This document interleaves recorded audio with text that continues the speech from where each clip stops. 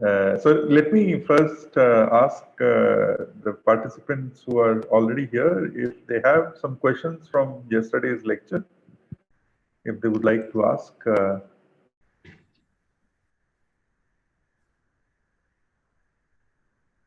Okay, I take it as a no.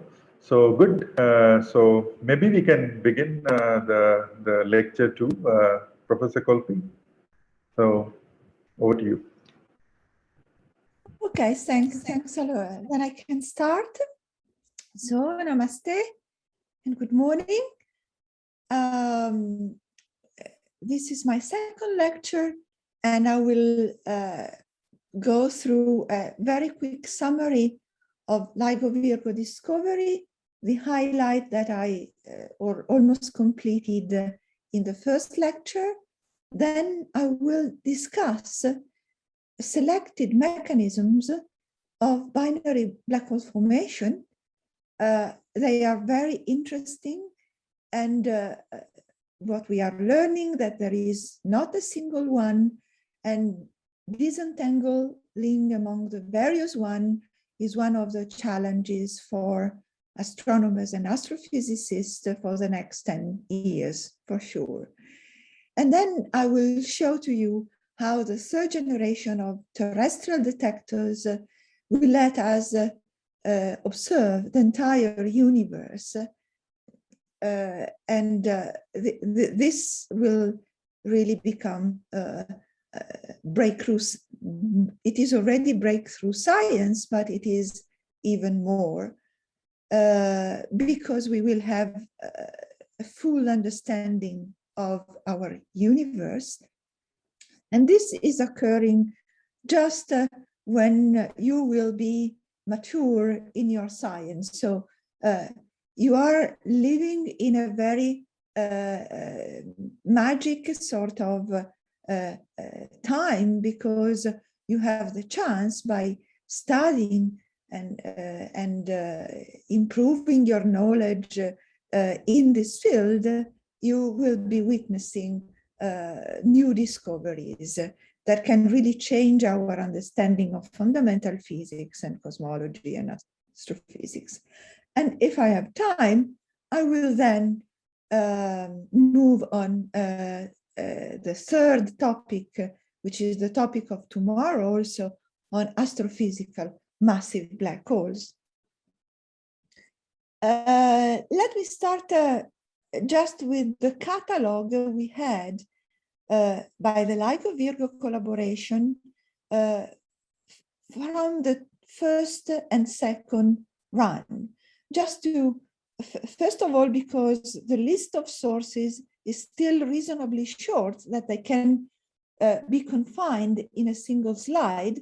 Now, if you go to the other catalog, you have pages to scroll down, just to remind that even in the first discoveries, it was clear that the bulk of the population, given selection effects, is the one hosting two stellar black holes, and that are heavy, of around 35 or 30 solar masses, which implies that naturally this process is producing heavy black holes, heavy black hole between 60 up to 80 solar masses, that are also highly spinning, because the spin is coming from the orbital motion. So almost independently of the initial spin, unless it is very large, as it is in this case, the merger is producing naturally a black hole which is spinning around 0.7. Then it is very nice to see that you have the list of the chirp mass, which is the combination of the masses of the two black holes, which is inferred with a very high precision, not the same precision, which is less than 10% or larger in the individual masses, except for the sources with high SNR. And what also it is remarkable to show in this column that this process is releasing a huge amount of energy in perturbation of the space-time. The first source released 3 solar masses in energy, this one 4.8, and so it is one of the most efficient processes of releasing energy, but space-time is stiff. So in order to produce the very weak perturbation that terrestrial detectors are detecting with shifts in the mirrors that are comparable to or less to the size of a proton, you need a lot of energy. But it is remarkable that we could measure this energy, as well as it is quite nice that you would appreciate how luminous are these sources just for a very short period of time, since the mass and the inverse of the mass is the mass is the time is scaling with the mass. These are events that in the detector are lasting fractions of seconds or more, at least seconds, and the peak is just associated to the time the horizons of the black holes are touching and merging. And our ability to detect these sources was initially confined at cosmological redshift less than 0.2, but now we are reaching with O3 redshift for the most powerful sources and the most massive of 0.1. Yesterday, I didn't mention much about the ability of localizing the sources. Clearly, only for the neutron star, we were able to localize the source within 16 degrees squares. But for in the future, we will certainly improve, because it is extremely important to find and localize the sources.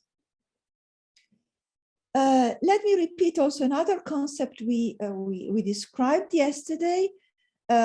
Masses are telling us a lot about the sources, and there is a revolution compared to what we know just by measuring the masses of the double neutron star systems in the Milky Way that are showing a very peak distribution in mass centered around 1.33, and sort of in the old days, this mass is very close to the Chandrasekhar mass limit that you should know as being the limiting mass that should have a white dwarf. Above this mass, the white dwarf is undergoing core collapse. And there, in stellar astrophysics, there has been an effort to understand that most of the core in the massive star just collapse at the Chandrasekhar mass limit, and there is no little mass which is falling down after the onset of collapse. So it was indicating that there is a very effective explosion, which is letting the entire mass of the star to be dispersed into the interstellar medium. And also we knew that the accreting neutron stars were heavier just because they are acquired mass. Galactic observations, because this I didn't mention, yes, very clearly, are indicating that there was a single population of black holes with a typical mass, with a median mass of 7.8 solar masses, and they were noticing the existence of a mass gap that is interpreted as an indication that really the collapse select is very rapid, and the position of neutrinos is so effective in unbinding the central core except the one with the exclusion of the iron core, that you unbind the entire relic star to leave with a very single peak at 1.33. And then you form the first black holes by fallback when the massive star, the star is very massive, say 30 or 40 solar masses during the main sequence. And so this was called mass gap. So the message I want to deliver is that if this mass gap is empty, we are learning about how the supernova explosion is proceeding. But then with the early discoveries, we have discovered by the Ligo Virgo collaboration, we discovered that there are massive black holes that we believe are related to the fact that they form in low metallicity environment. And also you noticed, so the field bar are with the same color are associated to the two masses in a binary. And so it is clear that when you combine two black holes, you form an heavier black hole.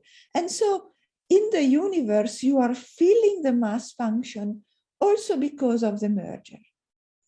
And also, due to this reason, you are also feeling, so the product of the merger can produce a black hole, which is in the so-called pair instability gap, which is predicting that there are no black holes between, say, 45 and 100 solar masses.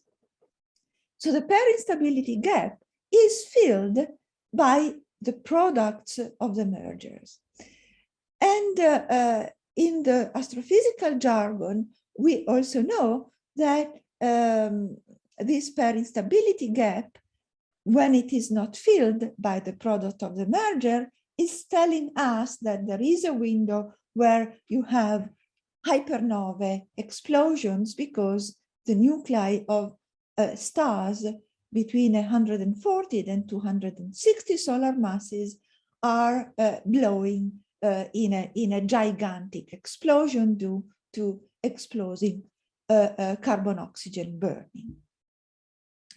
The situation was challenged, as I said, in 03, and let me just remind the three key observations. The second neutron star binary, GW 190425, which is indicating that there is tension with a strong preference of having light neutron stars. And so we have to change the paradigm of core collapse, and people are starting to study the details of the dynamics of how much mass is falling down to the Chandrasekhar core of iron to explain this and how this is affected or not by metallicity.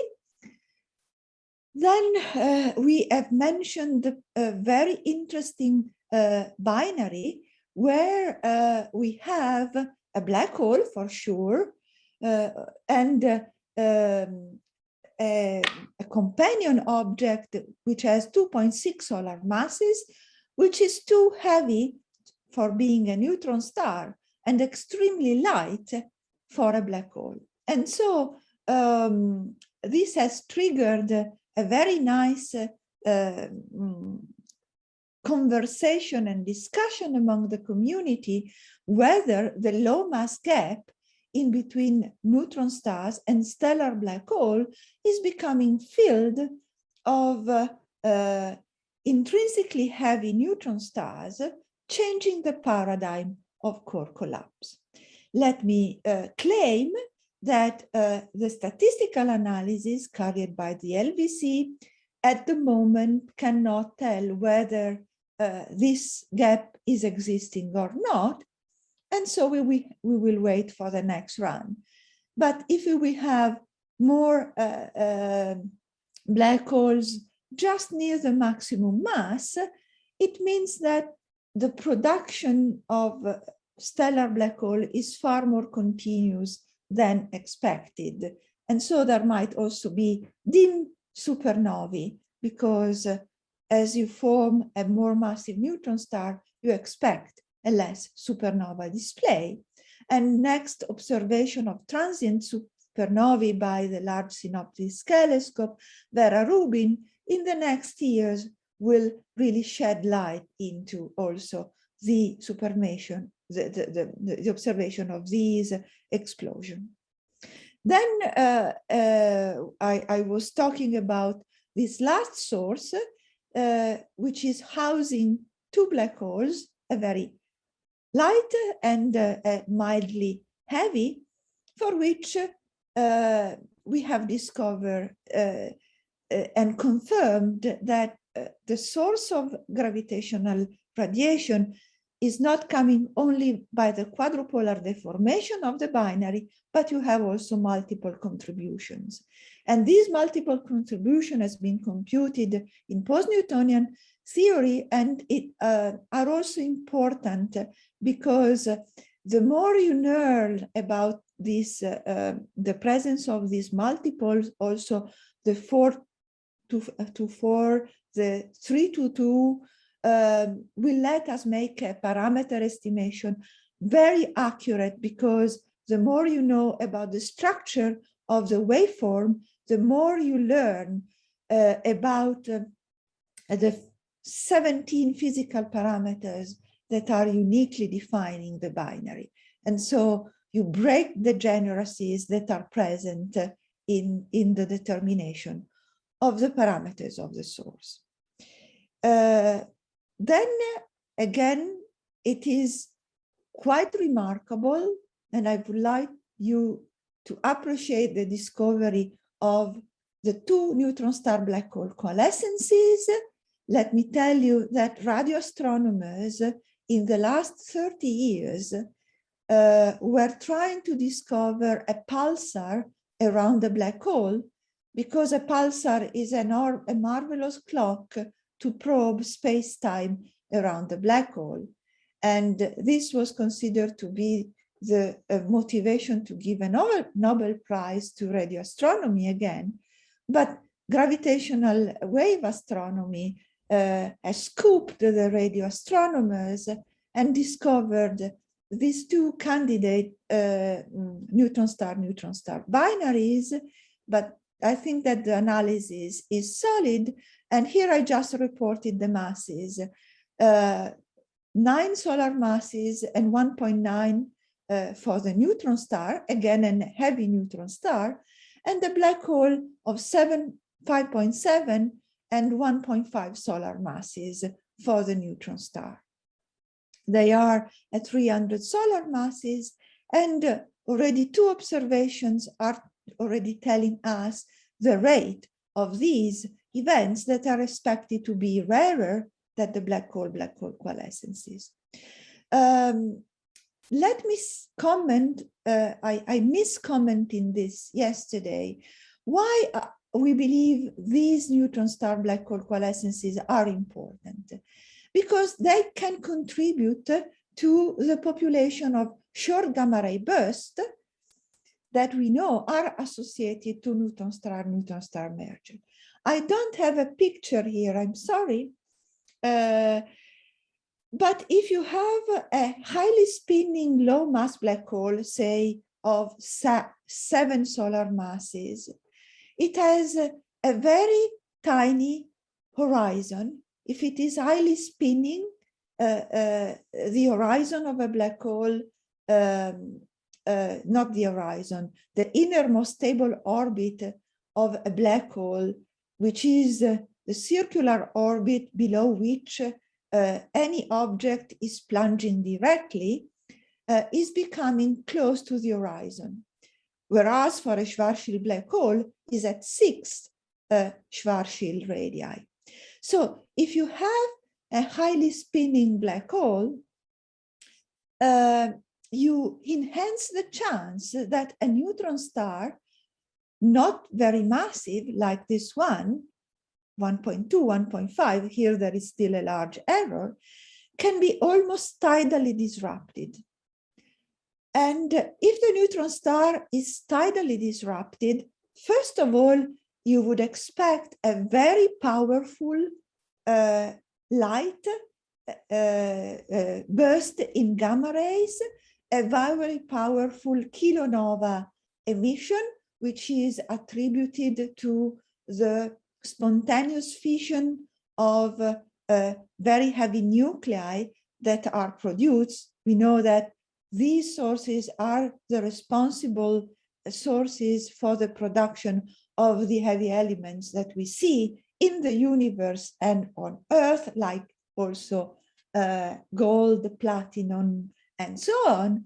So we also enhance the chance of learning more about the tidal deformability, because a very large fraction of the mass can be consumed, can be stripped and tidally deformed to launch a very powerful kilonova and a very powerful jet. This is something I worked out with my colleagues. And it depends strongly on the spin of the black hole. So the smaller, the larger is the spin, the smaller is the horizon, the highest is the chance that the neutron star is tidally deformed, and thus you have a very large multi-frequency electromagnetic display and a much deep knowledge of the deformability of the neutron star. You, as far as I understood, you knew in advance of the existence of a really unexpected discovery of a binary, which is the heaviest ever discovered. The primary black hole has a mass in the pair instability gap, which has created a lot of enthusiasm and tension with the theory, plus a 66 solar mass black hole. Statistical analysis by the Ligo Virgo collaboration is that telling us that there is a 99% probability that the first most massive component is indeed in the pair instability gap. And the merger of these two black holes has produced a black hole of 150 solar masses, which is in the astrophysical jargon, it is the heaviest, so it is in the class of what we call the intermediate mass black holes. We didn't know about the existence, and it is very important for the discussion I will have tomorrow concerning black hole seeds. Here is the beauty of the signal that has been seen. It is really more than a chirp, a merger and a ring down. The chirp is almost missing, but you see the merger and the ring down in the signal, a signal that lasted only 0.6 seconds. So since there is a limited sensitivity below 10 Hertz, we couldn't see the in spiral because it was out of the sensitivity band. But it is imagine it is a very, very groundbreaking discovery.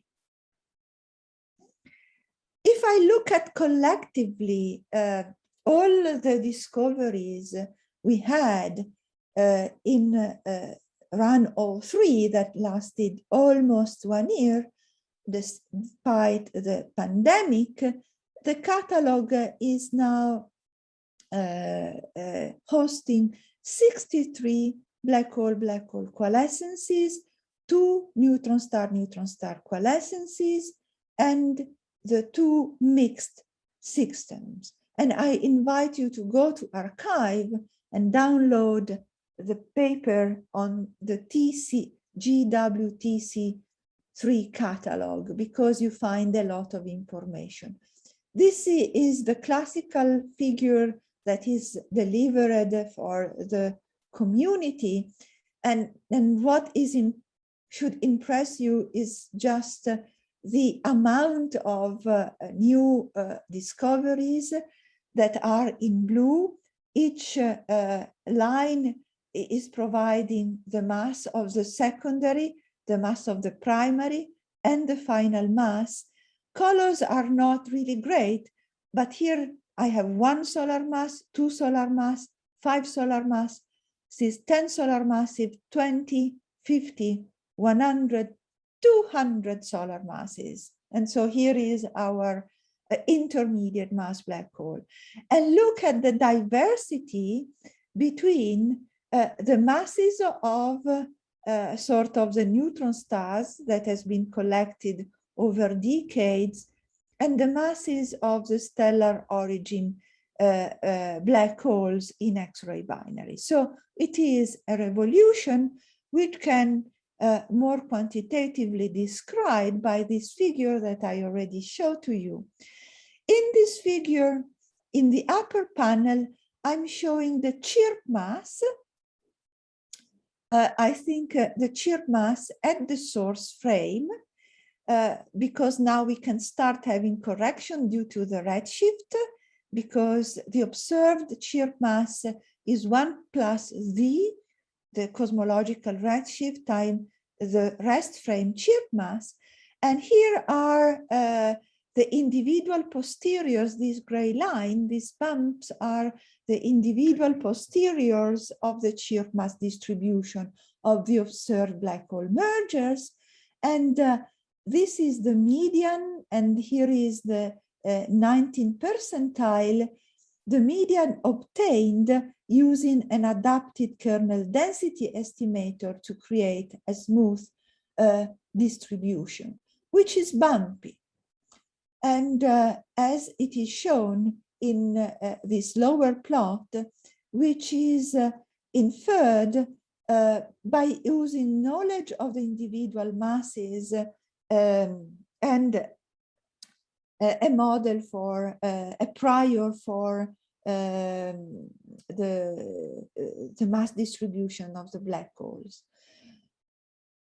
When I was studying just for curiosity in the old days, the papers by Hager and Huxley that were studying supernova explosions using a piston to produce the explosion, it was clear already that when you start with a single star and you let it explode, depending on the explosion energy that can be associated to the rotation, to the magnetic field, to the amount of neutrinos that has been emitted, for a given mass and a given metallicity of the star, you never have a just single mass.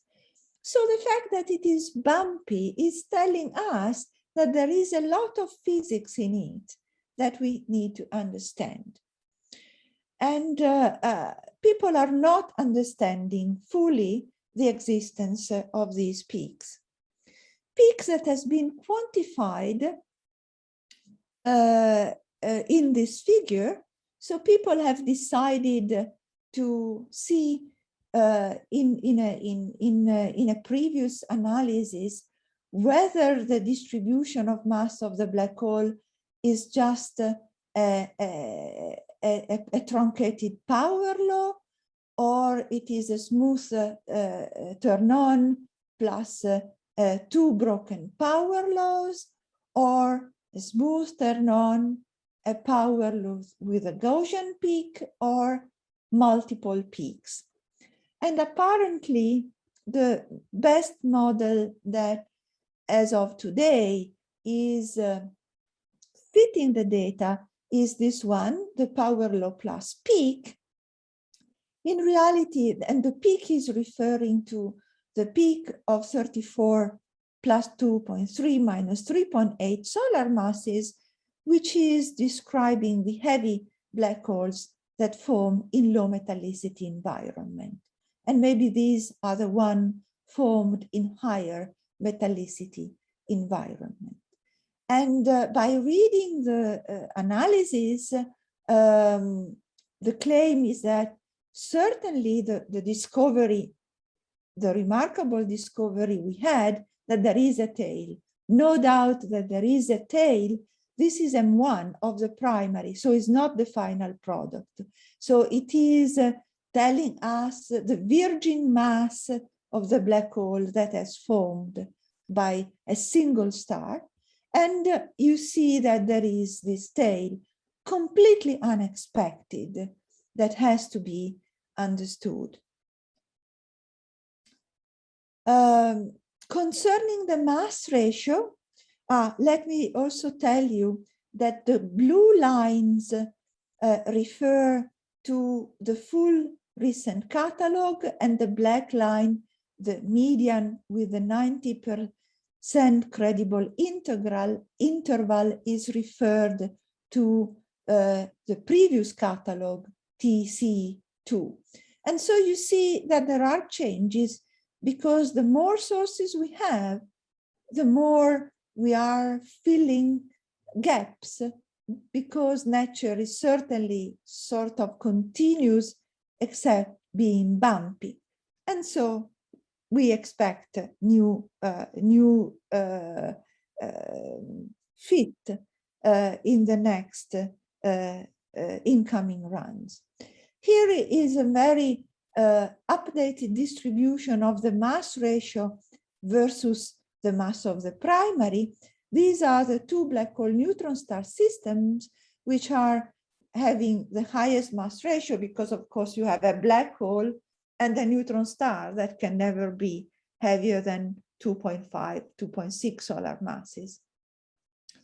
So this is telling us that nature appears to produce sort of even system. So the bulk of the sources appear to be nearly equal mass. And this is again an information on the physics that is producing these binaries.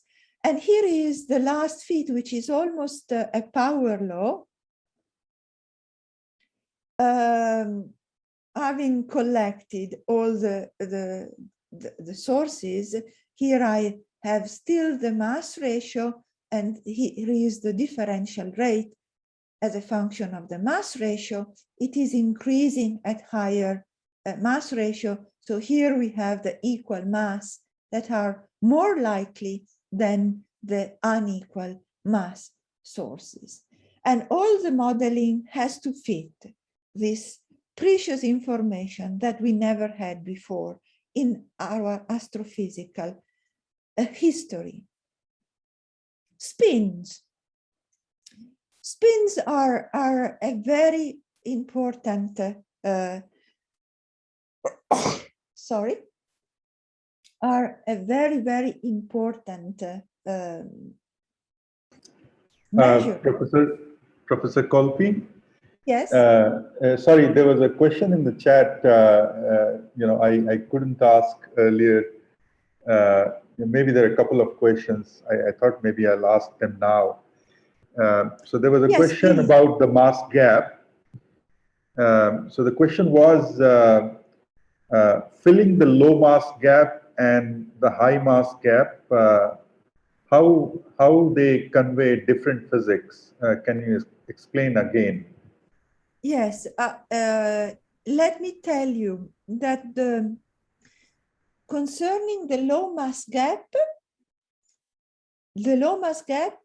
if it is filled or not, is informing us exclusively, I would say, on the supernova explosion mechanism. At least because it is believed, this is an interesting story, because it is believed that when you have two neutron stars merging, you form a black hole, and the black hole receives a gravitational recoil, and so you reduce the chance of the neutron star to bind with another neutron star to form a black hole that could be in the gap. So we believe that the merger of two neutron stars in the star cluster is very rare. And so if we discover, especially for the primary, it is very important to understand in this mass gap, sorry, in this mass gap, gravitational wave observation, if are telling us that there is a black hole here in the mass gap, and it is the primary black hole, it is related to the supernova more than other processes. Instead, the pair instability gap is not so easy to interpret only as stellar intrinsic evolution, because, and I will mention this, there is Davide Gerosa and others suggested that this is filled by multiple mergers. And so here the pair instability gap can be interpreted in different ways. That I will explain in a moment. So here is supernova, say, here is a mixture of physical models. I hope I have answered. Thank you. Sashwat? Hi, Professor. So my question was regarding the different models that you're trying to fit the mass spectrum, like the power law and power law plus peak, etc. So my question is essentially this, that is it a good idea to have a single model to fit the entire population, given that we are already getting hints that different binaries could have different formation channels? Would it then not make more sense to have something that is either model agnostic or have multiple models to fit a given set of data, rather than have a single model fit everything? No, in the papers, so the example here of these four representative models are mainly expressing what you tell. Truncated it too simple, having a break the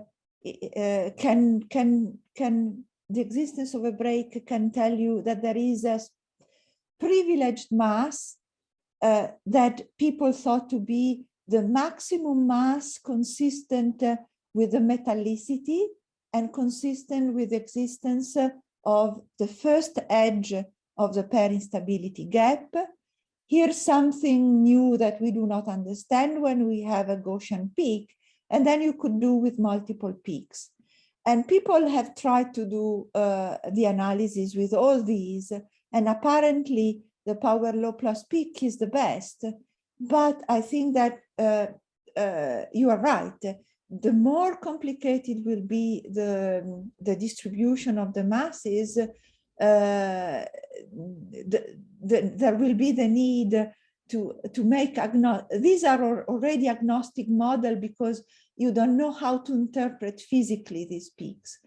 And people will try to do different modeling, adding more possibilities. Adding more possibility, you are making more complicated stuff. But statistically, at least this three model has been studied in the papers. And in the last astrophysical paper, they decided to mainly discuss this one that apparently was the best. But the second peak here could be associated to the pair instability due to multiple mergers. We'll see in the future. Okay, thank you. There is another question in the chat. Can we have black holes in the mass range of 1,000 to 10,000 or even 10 to the power 5 solar mass range, maybe again produced by hierarchical mergers?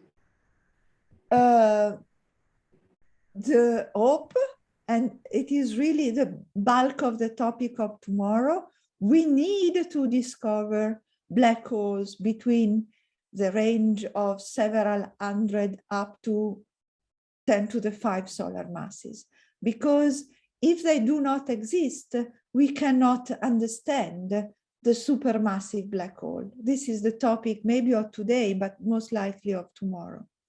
But certainly they not come only from multiple mergers. They come from a combination of mergers, which are in any case rare, and accretion. Because the more massive the black hole is, the larger his gravitational sphere of influence and the ability to capture gas and accrete. And this is something I'm going to discuss tomorrow, and it is fundamental to know whether there is a continuum in between the stellar and the supermassive black holes.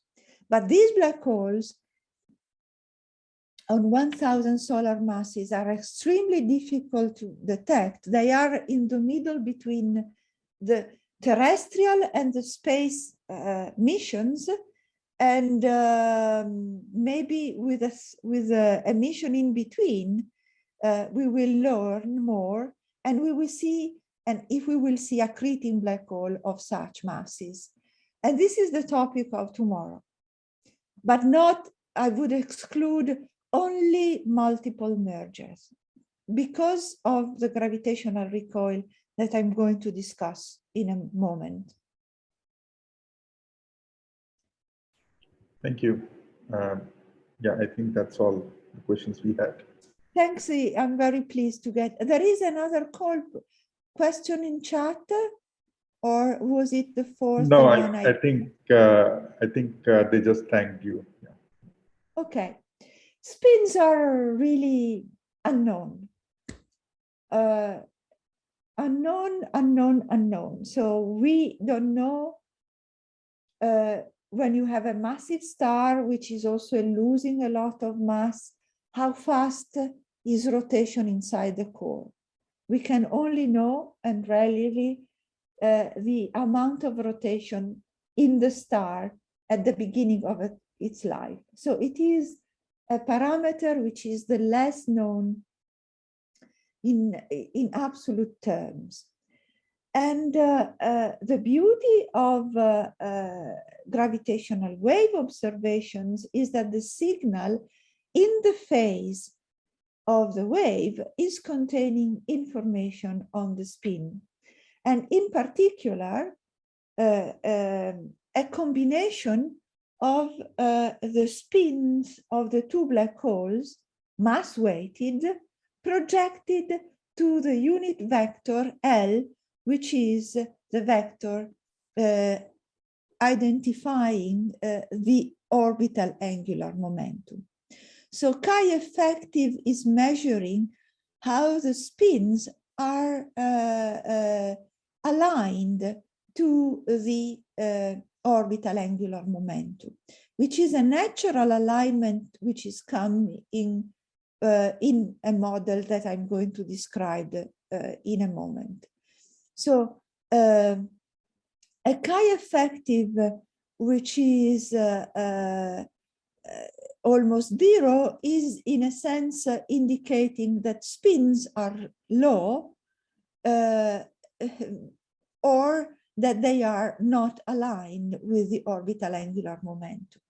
And there is another parameter which is far more difficult for being measured, which is the chi precession, which is sort of calculating the contribution of the individual spins, again mass-weighted, orthogonal to the orbital angular momentum. And so if chi p is 0, there is no precession and spin are aligned. If chi p is 1, spin is, there is a sizable amount of precession. And here, the tendency to show that it is almost symmetric, and so that you have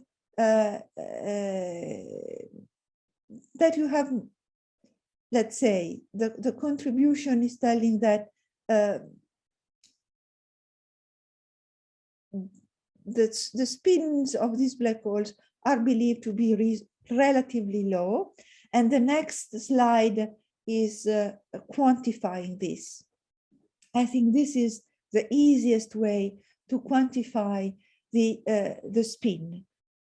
Here is not, so here is the spin of each individual component, so requires heavy parameter estimation to infer from chi effective, which is a mixture, the chi of individual black holes. The black lines, here is the median of the posterior distribution, and the two lines here are the 90 credible bounds. And you see a peak around 0.2. So it is unlikely that the black hole are non-spinning, because there is always angular momentum around. Earth is rotating, stars are rotating, but certainly it is quite low, but there is also a tail with large spins. And these are very difficult of being interpreted. This has to be interpreted in terms of stellar evolution models, which are still quite uncertain. And so, instead, these dashed lines refer to the previous catalog. So you see that you are pinning down better the value of the median with new observations. So the message is there is evidence that the spin distribution extend also to high spins, and this is also consistent with the spin that has been measured in galactic X-ray binaries. In this second figure, I'm showing cos theta. Cos theta is the spin-orbit misalignment angle among the binary black hole mergers. Cos theta 1 imply full alignment. Cos theta -1 implies anti-alignment, and cos theta 0 implies misalignment between the spin and the orbit, means that the spin are not oriented with the orbital angular momentum. And the new results, so please look at the medium, I'm just following with my arrow, is roughly consistent with a sort of homogeneous uniform distribution, but with a sort of more, with a number of aligned binary, which is less prominent than indicated in the previous observations. So the message is stay tuned.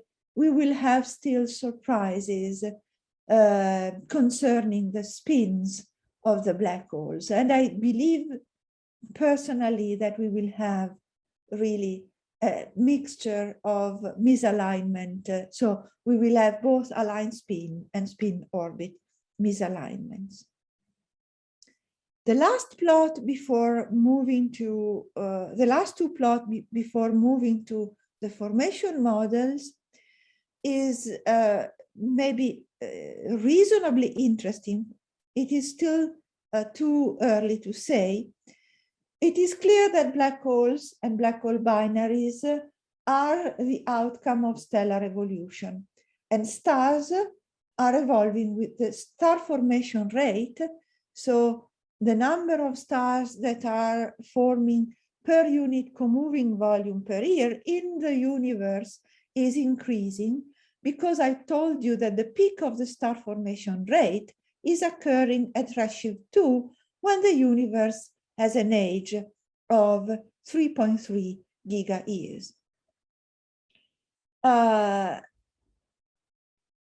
So the formation of binary should go hand in hand with the star formation rate, with a distinction.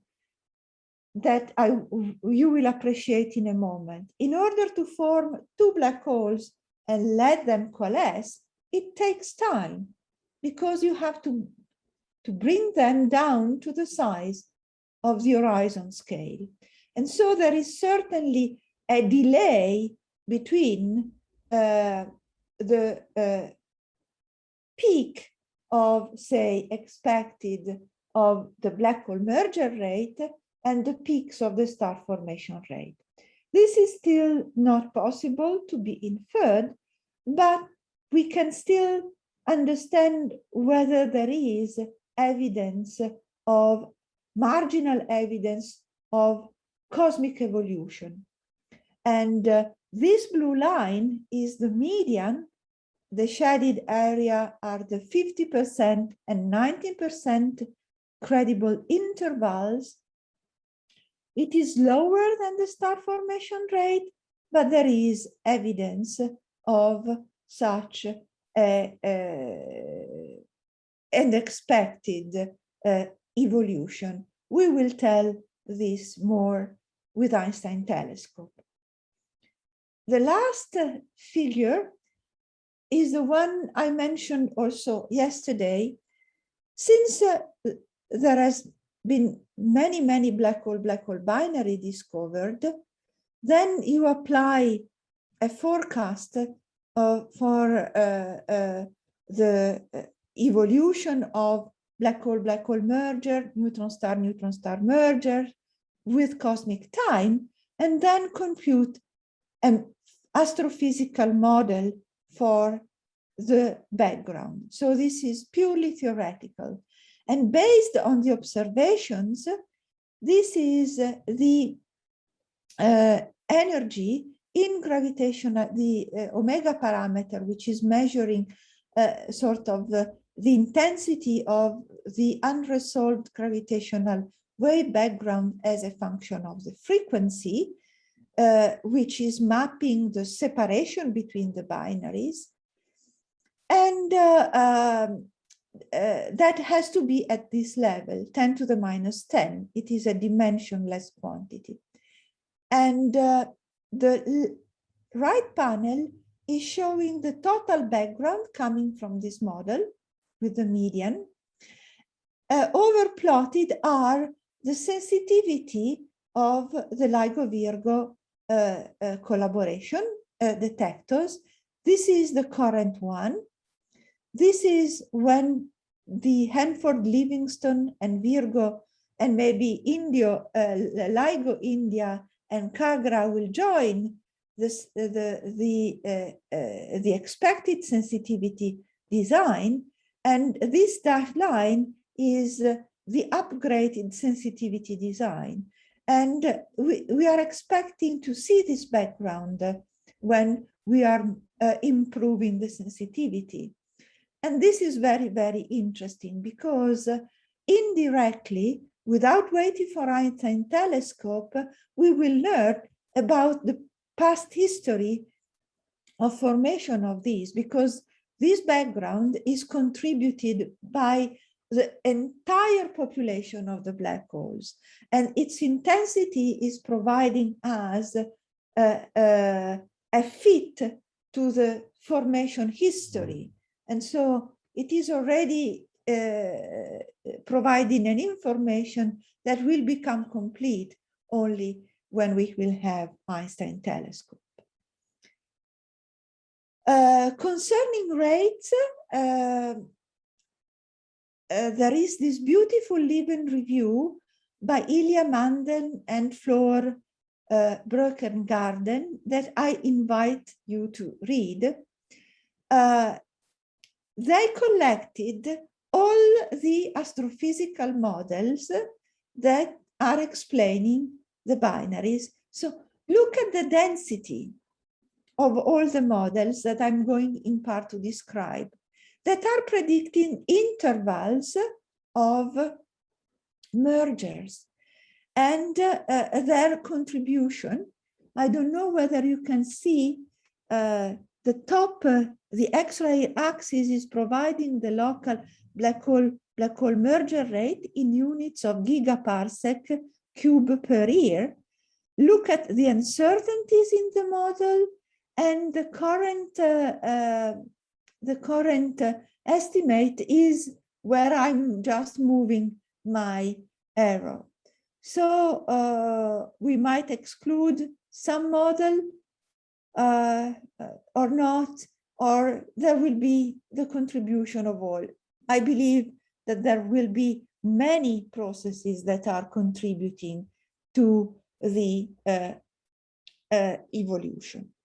And so let us start talking about the formation channels, and probably I will stop my presentation here. I see it's already 8 o'clock.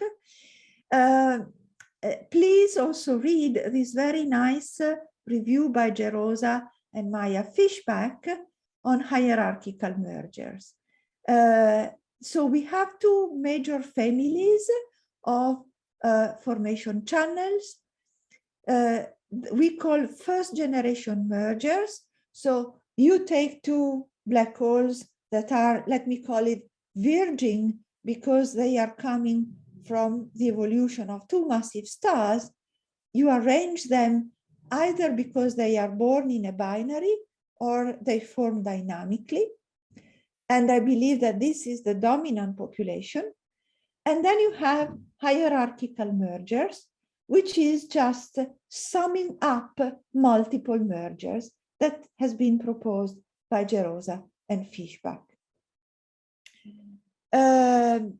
When they propose these models are predicting the rates, and the rates are reported in this living review paper. Let us do some physics now.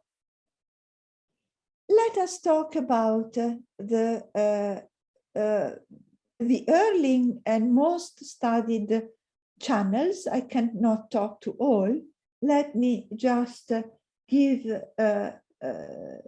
the basics. Let us first consider what is called field channel.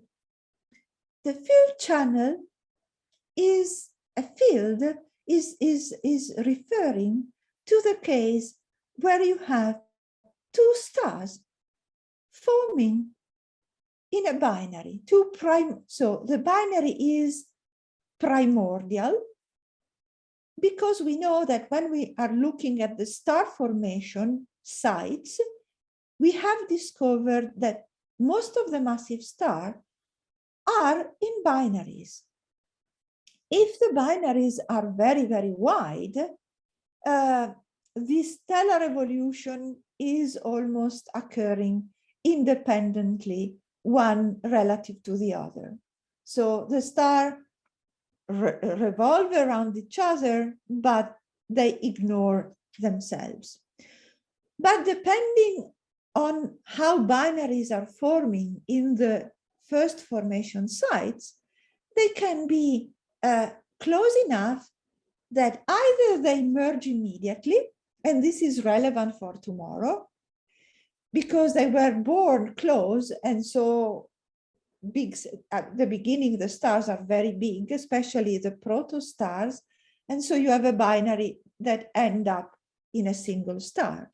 But there is a range of binary separation such that there is a common evolution. So the star is disturbing the other star in the evolution. You know that the most massive stars are more rapidly evolving. And so then the most massive star here is evolving in the red giant phase. So you have the helium core surrounded by the hydrogen envelope that has bloated away, bloated, not away. It has increased the radius. To such an extent that it delivers mass to the other star, or it evolve and it form a black hole already without no transfer. Sorry, this is the case of no transfer. But then the second star is going to evolve to become a red giant. And since the red giant is a huge giant star, the black hole is embedded in the tenuous envelope of this red giant, where you have an evolved core and the envelope, is making gas dynamical friction. And then this is a famous situation where the binary is in the so-called common envelope evolution, and I have a black hole and a very massive helium core. And the possibility is that either the black hole merges into the helium core, because dynamical friction has been so effective that the black hole merged inside, and ciao, ciao, I don't have any more. I have a single black hole left inside the core of another star. Or if dynamical friction was such that the envelope was ejected, because energy conservation is telling us that as the black hole is approaching the core, the binding energy of the system has to become greater and greater. So you release energy that it is deposited into the envelope, and you form a black hole binary that is eventually merging. This is the field channel, and let me just show it in a bigger detail. This is a famous Nature paper by Belczynski that produced the model that I was describing in far more detail to explain the masses of the first source that has formed a 36 plus 5 solar mass plus a 30.8 solar mass black hole.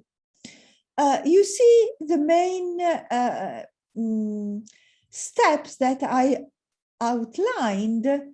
So I have the more massive star of 96 solar masses, which is evolving first.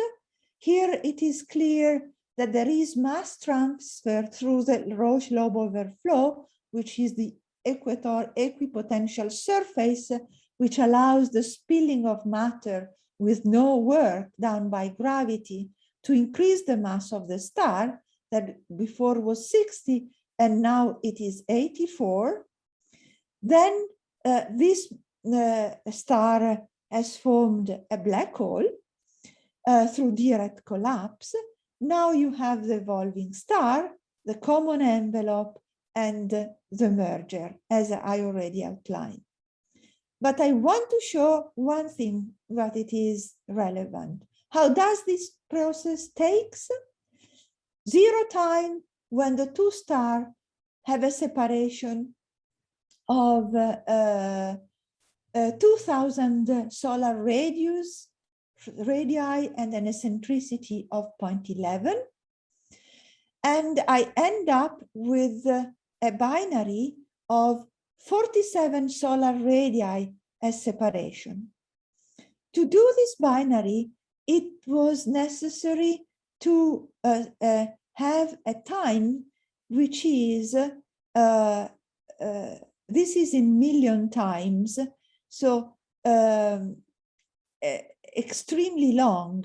So this is 5 gigayears to produce the merger, to produce the binary at the separation of 47 radii, and let gravitational waves then to drive the merger, and it took 5 other gigayears to do this. So the primordial binary that formed the first source formed 10 gigayears before, 10 gigayears ago. Okay, a very, very long time, and this is called delay time. And the distribution of delay times can vary between hundreds of million years to several gigayears, but can be longer than the life of the universe. Given this uncertainty in the initial masses and initial separation, this was the reason why our colleagues were unable to predict the rates. And so let me just tell you that the people that were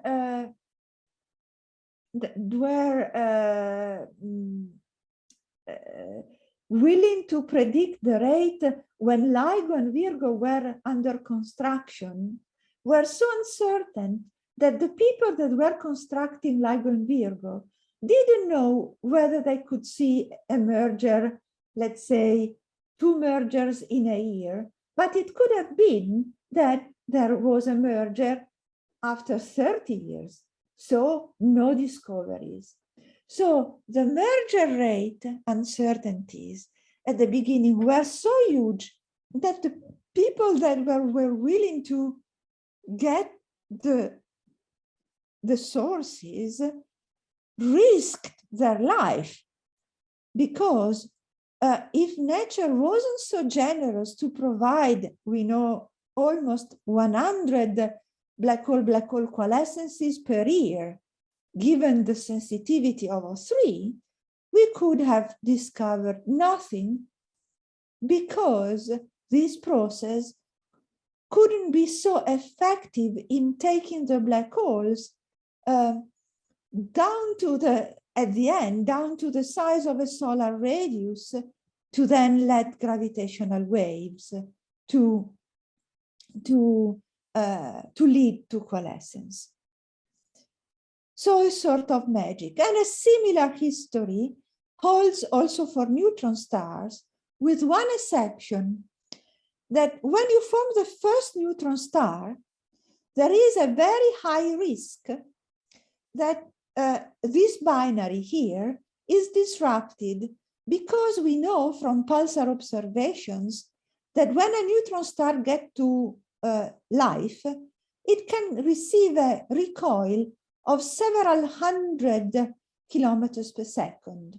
And so just because neutrino recoil, because neutrinos are not emitted isotropically, and so there is strong evidence of a strong recoil. So there is a so-called natal kick for pulsars that can unbind in this phase the binary. So they are even rarer than black hole neutron stars, despite there are more neutron stars than black holes in nature.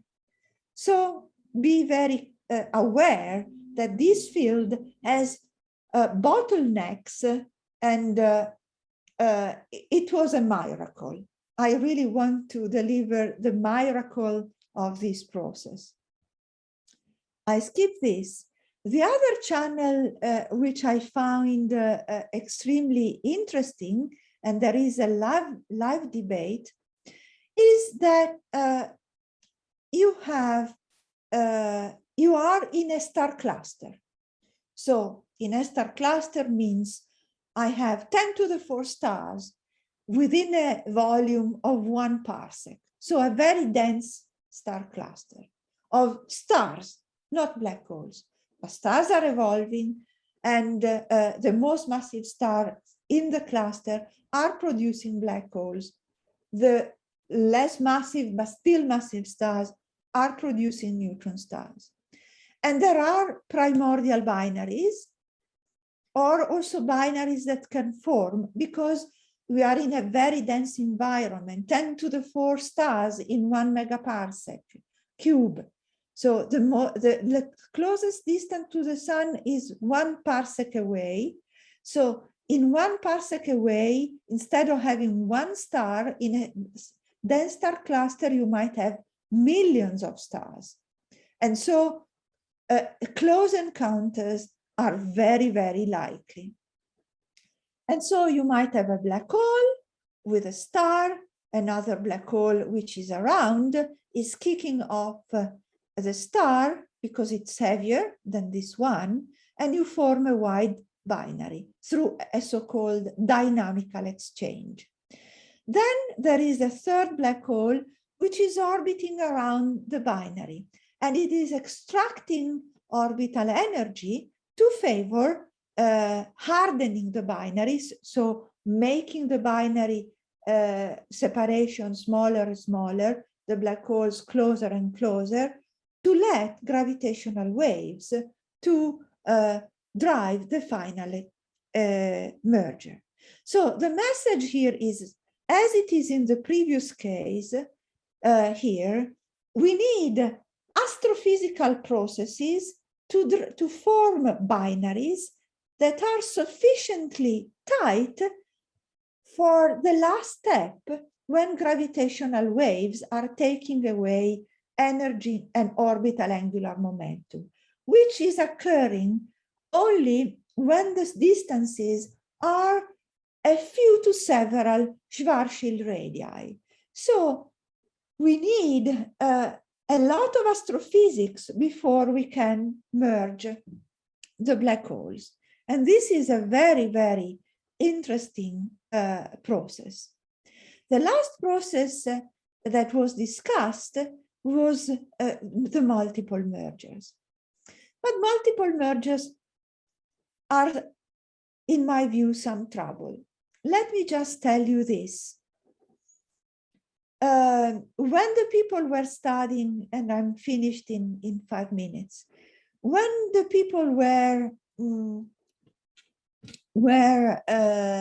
studying numerically the merger of two black holes, and this is true for black hole of 1, 2, 3, 4, 5, 10, 1,000, 1 billion solar masses, when you have a sort of unequal mass merger, not very unequal, the system is not anymore symmetric. You have a black hole, say, of 30 solar masses and 10.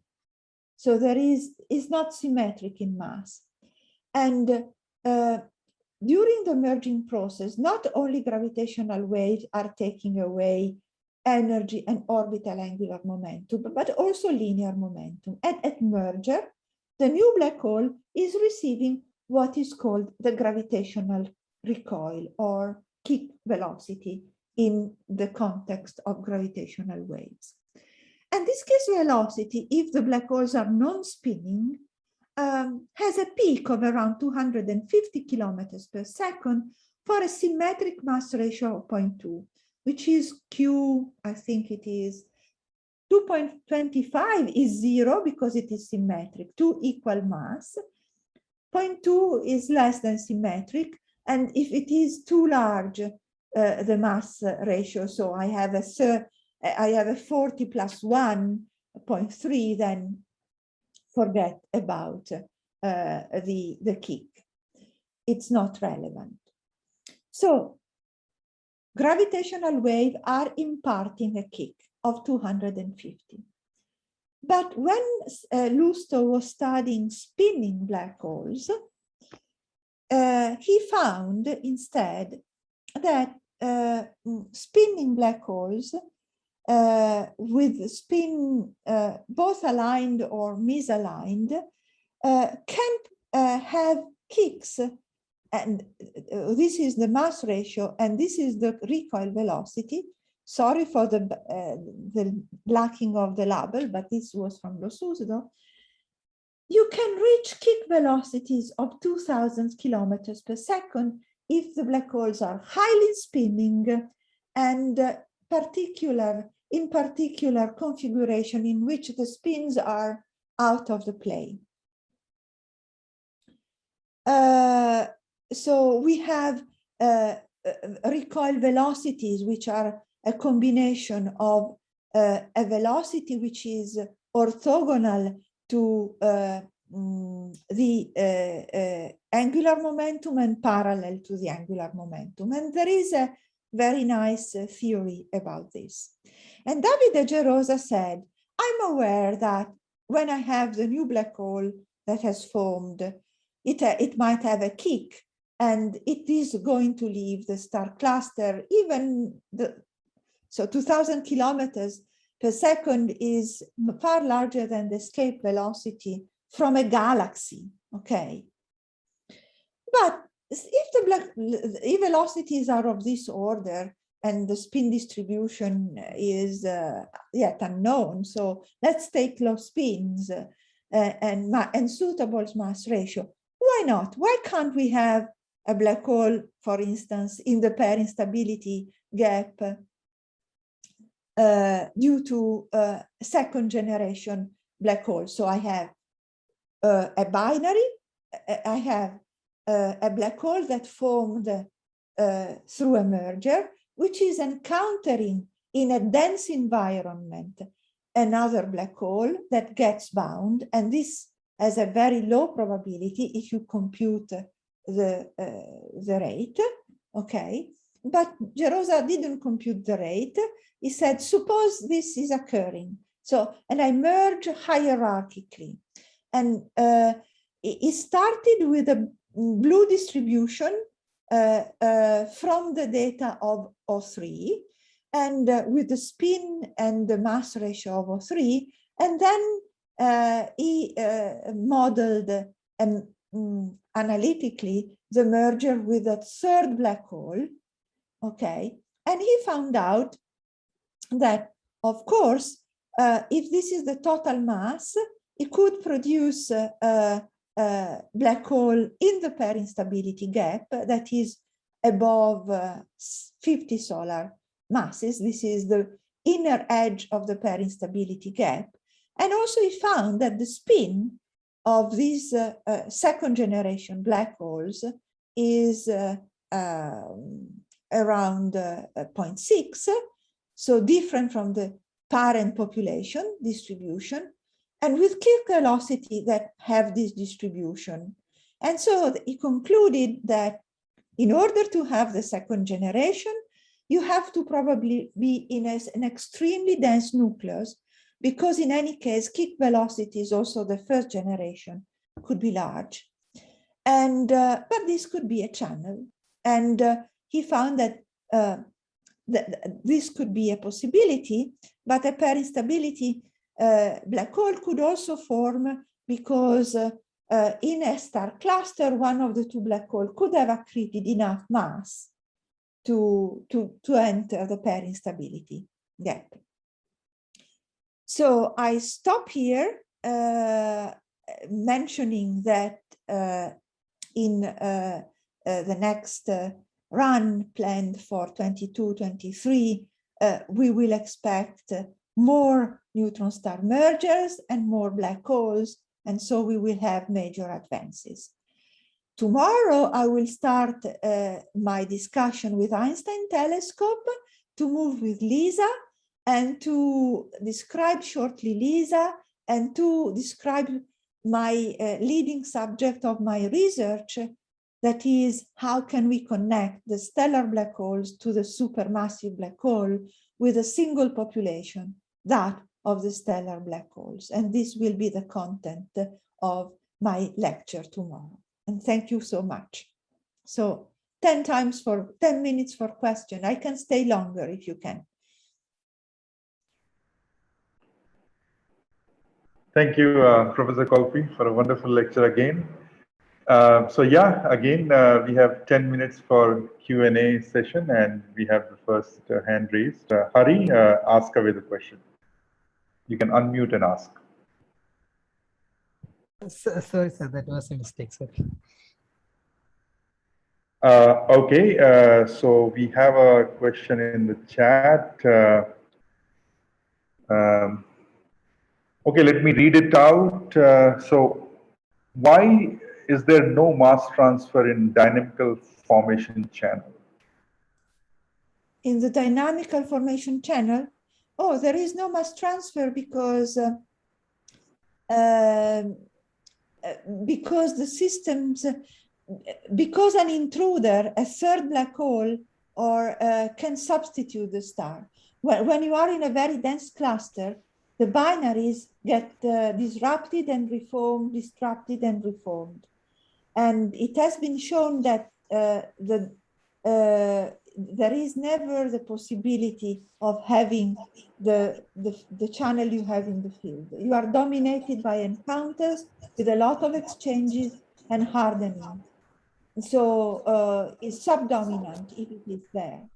We see mergers of stars in star clusters, the famous blue slugglers, because star clusters in the Milky Way are very old clusters. So they are made by white dwarf neutron stars and 0.7 solar mass stars.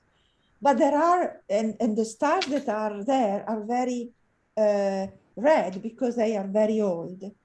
And but there are some blue stars, and these blue stars are just mergers, but among stars. Okay, Sasha?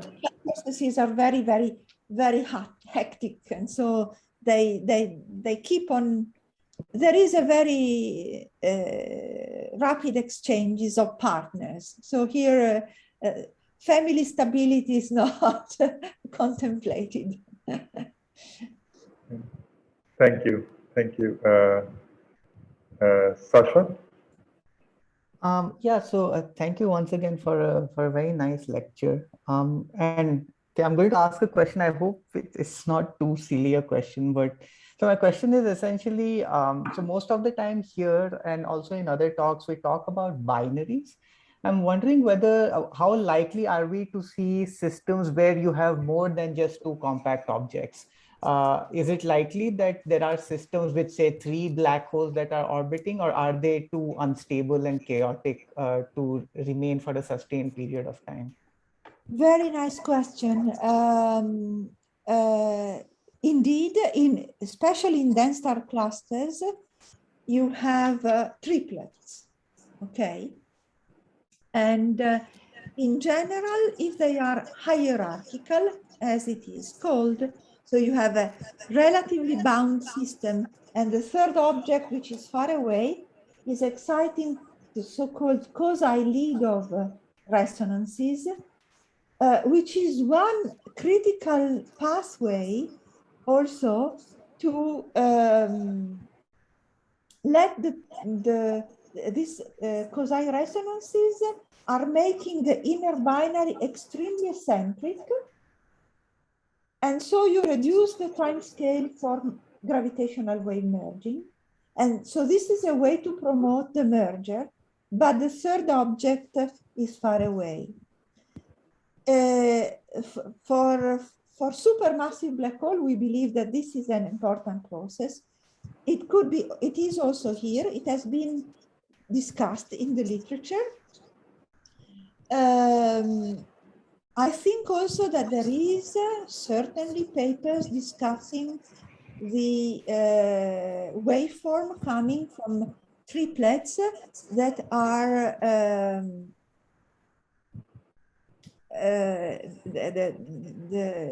so the waveform from triple systems, but they are very short-lived. And so I think that the triplet are using to make the inner boundary faster merging. But it would be interesting to why not? Let's have the question open. Good question. So why not? See, so if I could just quickly follow up, then in your opinion, do you think it would be worthwhile to look for such systems in the LIGO Virgo data, or are they too unlikely to be detected? I think they are too unlikely to be detected. Okay. But my suggestion, if you are interested, because it is a very interesting question, first go to the literature. Quasi-resonances as mainly discussed, my group discussed this for the massive black holes. When you have 3 galaxies that are merging, they carry the black hole, you have a binary and the third one that can induce these resonances. In reality, you know, the third, when you have let me say, if you have a triplet, the black hole that is less bound is going to extract always a lot of energy. And so it is going to it is going to go far away in order for the two closer black holes to shrink more. So it is, the third body is inducing the hardening of the most closest pair. And so it is going away, and just for conservation of energy. So this is rethinking is the reason why to have a three-body collision is unlikely when you consider a bound state and a third even bound body that, if it is orbiting around, is then absorbing, it is moving away. So I think it is quite unlikely.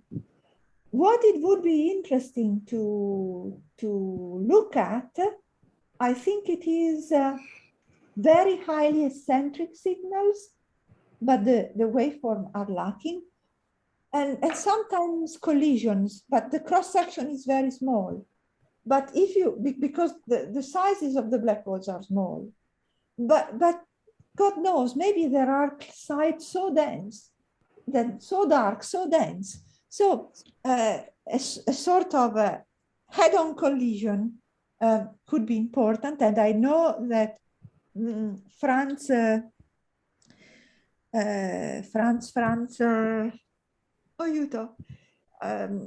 guy that was the full professor in Princeton that was able to resolve the... Franz Pretorius, yes. Pretorius, yes. Yeah. He's studying head-on collisions, thinking more at black hole in particle physics, but you might see and look at this.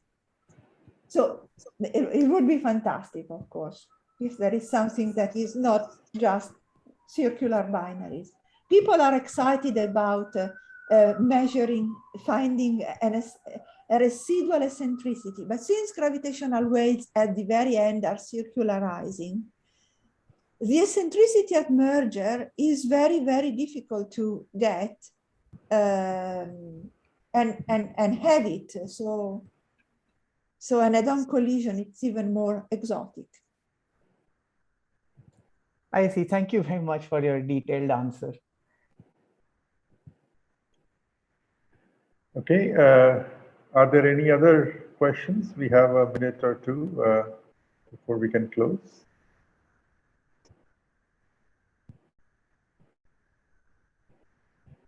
Okay, Kaushik, ask away. Yeah, I had a question regarding the spins of black holes. So since we know the dimensional spin parameter chi are related to the actual spin vectors divided by some individual masses, right? So, so can we say that for larger black holes, heavier black holes, so this value of chi would be very less, or it is not capable from the Ligo Virgo perspective that we are not able to detect them? Is it that, or? Let me try if I understand. I understood your question. The spin of the LIGO black holes are small, apparently. And let me also, I forgot something to tell, sorry, just to make a short. In the field channel is producing spin that are aligned, because this mass transfer make a line spin. The dynamical channel has also the 2G generation combined spin at random. So these are precessing spins, okay. You ask for the massive black hole, what we know. Yeah, for massive black holes, values of chi's would be very less, right? No, for the massive black holes, since the massive black hole, I will tell you tomorrow, have accreted a lot of material, and mass, and the accreted mass is tending to spin up the black hole. We believe that the supermassive black hole in LISA will have large spins, especially if they are embedded in a cloud, in an astrophysical Shakura-Sunyaev disk before they merge. So in general, spins for the very massive one is far more informative of the accretion history. Here is informative on the dynamical channel or hierarchical channel versus field channel, because here the spins are believed to be almost aligned. Here instead, no. Thanks a lot. Okay, are there any other questions? Okay, if not, I had a very quick question, Professor Colpi. This is about the spins of LIGO black holes and the spins of the electromagnetic black holes that have been observed so far. I'm not aware of the accuracies with which the EM black holes, the spins have been measured and so on. But can you comment on the fact that the EM black hole spins are high and the LIGO black hole spins are low and so on? I had a discussion with Belczynski that certainly would give you an answer better than I. For sure, the spin measurements of X-ray binaries is more delicate because the way you measure the spin is by seeing the iron line, and the subtraction of the continuum is very a delicate issue, because the broadening of the line is associated to the spin of the black hole. I think it is not really very well understood. Let me say what I could, don't trust me much, but I try to answer. If the black, if the accretion is sufficiently long-lived, the spin of the black hole can increase up to 1. And I know, I have the number that if the black hole is accreting from a disk that is coming from a donor star in an X-ray binary, and it is accreting a mass which is square root of 2 or square root of 3 of the mass of the black hole, the spin is 1.